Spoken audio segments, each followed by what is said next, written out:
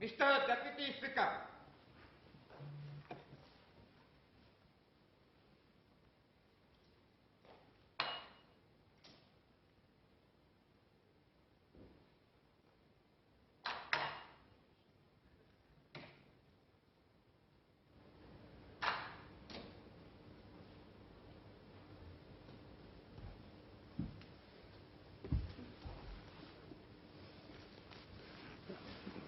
Order. Questions for oral answer. Mr. Hayu.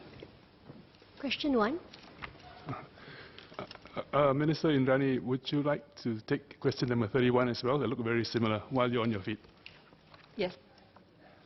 Right.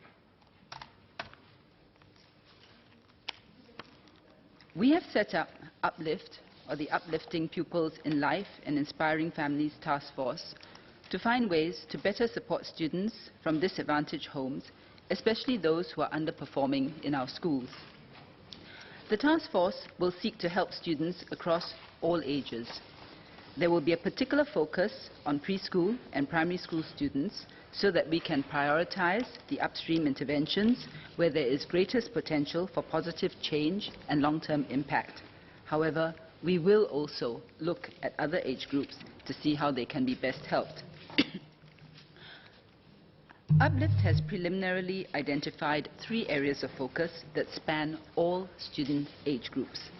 First, we will consider how these students' motivation and resilience can be improved and strengthened so that they can get the most out of the current school efforts to level them up academically. Second, Uplift will study the extent and the underlying reasons of long-term absenteeism in our primary and secondary schools, exploring ways to close this small but persistent gap. And third, we will consider how to strengthen engagement and outreach to parents of disadvantaged families with a view to improving their awareness of and connection to social and other relevant assistance, empowering them to overcome challenges and obstacles, and providing support that will enable them to prioritize their children's education. The task force has begun engagements with stakeholders who are in the front line of working with disadvantaged children and their families, including teachers, school personnel, social workers, self-help groups, and community partners. Their experiences and insights will help us to crystallize the issues that need to be addressed and to develop practical strategies and solutions to uplift students of the target profile and help them realize their full potential. With respect to PQ 31 from Mr. Murali, I think the thrust of that question is the Children and Young Persons Act. The Uplift Pupils in Life or Inspiring Families Task Force, or Uplift, has been set up to enhance support for disadvantaged students. Uplift's focus, as I mentioned earlier, is to identify the main factors and issues that prevent disadvantaged students from accessing or receiving the full benefit of our education system, and to devise practical solutions to overcome these obstacles. The primary objective of the Children and Young Persons Act, or CYPA, is the protection of children who have been seriously harmed, for example, victims of physical abuse, or who are at risk of serious harm. Its statutory levers are essentially designed for the government to take action to protect the children from further harm. There may be instances, of course, where children are prevented from doing well educationally due to harm inflicted by family members or other adults, and in those instances, the CYPA would be invoked. However, as the provisions of the CYPA are adequate for its purpose, reviewing it will not be Uplift's focus. The more commonly occurring situation is one where there is no physical harm or abuse of the children per se, but where children from disadvantaged backgrounds nevertheless underperform. The reasons for their underperformance are complex and multifactorial, and often have their roots in the child's home environment and family situation. And in that respect, as I mentioned earlier, we have preliminarily identified the 3 areas of focus, which is to improve and strengthen the students' motivation and resilience. Second, getting to the root of the underlying reasons of long-term absenteeism in our primary and secondary schools. as failure to attend schools is a common factor among underperforming students. And third, of course, strengthening engagement and outreach to parents of the disadvantaged families, as I described above. Nevertheless, if there are other pertinent issues that need to be addressed in order to help these students, the Honourable Member and others are welcome to provide their feedback and input to the task force for consideration. Mr. Ayu. Thank you, Deputy Speaker. Thank you, Minister, for the answer. It's still early days yet, but I think a lot of people are encouraged with this initiative, especially since it's coming in the midst of the ongoing debate about social inequality. I raised the issue about the young children as well as youth because I see a particular opportunity for us to uplift children in that group. And I'm very happy to hear that the task force will be looking at all age groups.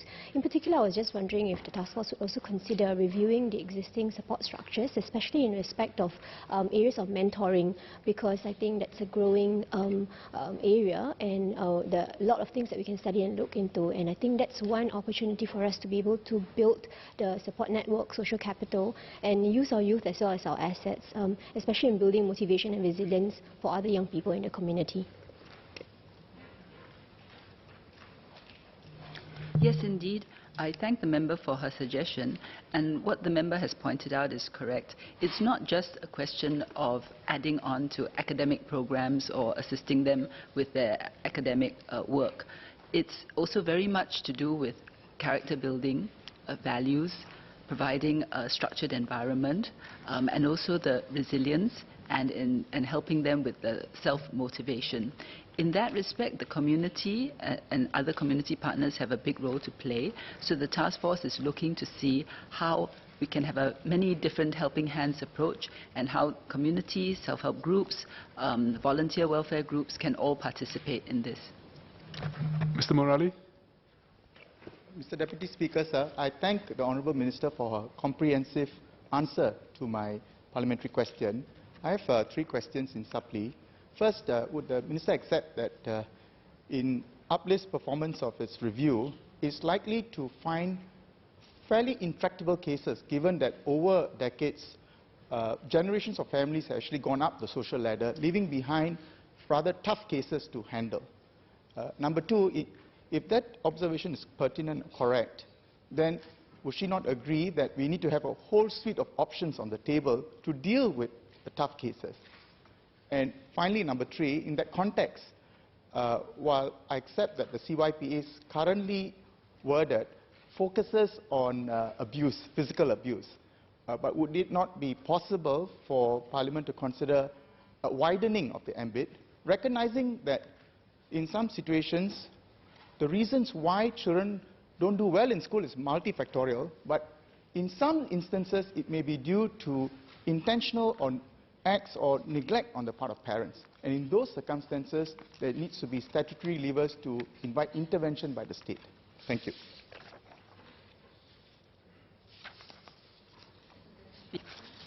I thank the Honourable Member for his questions. His first was whether it is likely that we would find intractable cases. I would think the answer to that would have to be yes, because there are some parents who just, no matter how much you encourage or you try, they can be, as the member describes, intractable. And his second question was whether I would agree that we should have a suite of options. Certainly, and this is what we are looking at, because it is one thing to have programs, it is quite another thing to get some of these parents to bring their children to the programs, and what you want to do is to get buy-in from the parents on that. He asked then whether or not it would be necessary to widen the ambit of the CYPA. I would put it this way. We will certainly not rule out looking at whether we need any statutory levers, but whether or not the CYPA is the correct piece of legislation in which to have them is a separate matter. So what we really need to do is try to understand what are the reasons why the parents don't send their children for such programs, or for whatever reason neglect their education. That's one.